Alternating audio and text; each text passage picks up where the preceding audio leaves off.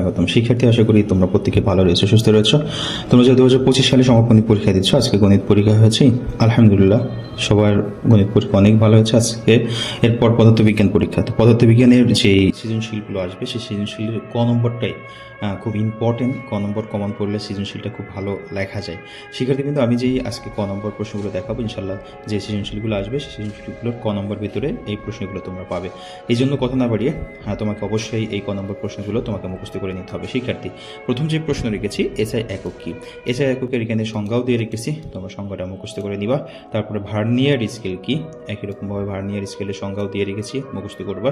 ত্বরণ কাকে বলে একটু খেয়াল করবা, ত্বরণ হচ্ছে এটাকে বলে। এরপর বেগ কি, বেগ হচ্ছে কোনো বস্তু নির্দিষ্ট দিকে একক সময়ে যে দূরত্ব অতিক্রম করে তাকে বেগ বলে, এটা অবশ্যই তোমাকে মুখস্থ করে নিতে হবে। জড়তা কাকে বলে, মোস্ট ইম্পর্টেন্ট, মুখস্থ করতে হবে। তাছাড়া ভরবেগের সংরক্ষণ সূত্র কি, ভরবেগের সংরক্ষণ সূত্র কি, এটাও তোমাকে মুখস্থ করতে হবে। ক্ষমতা কাকে বলে, মোস্ট ইম্পর্টেন্ট, 100% প্রশ্ন আসবেই। শক্তি কাকে বলে, এটাও মোস্ট ইম্পর্টেন্ট। কর্মদক্ষতা কি, গতিশক্তি কাকে বলে, মোস্ট ইম্পর্টেন্ট, এটা তোমাকে মুখস্থ করতেই হবে। ঘনত্ব কাকে বলে, মোস্ট ইম্পর্টেন্ট, মুখস্থ করতেই হবে। চাপ কি, 100% ইম্পর্টেন্ট, মুখস্থ করতে হবে। পানির ত্রৈধবিন্দু সংজ্ঞা দাও, মোস্ট ইম্পর্টেন্ট, মুখস্থ করতে হবে। তাপমাত্রা কাকে বলে, মোস্ট ইম্পর্টেন্ট, মুখস্থ করতে হবে।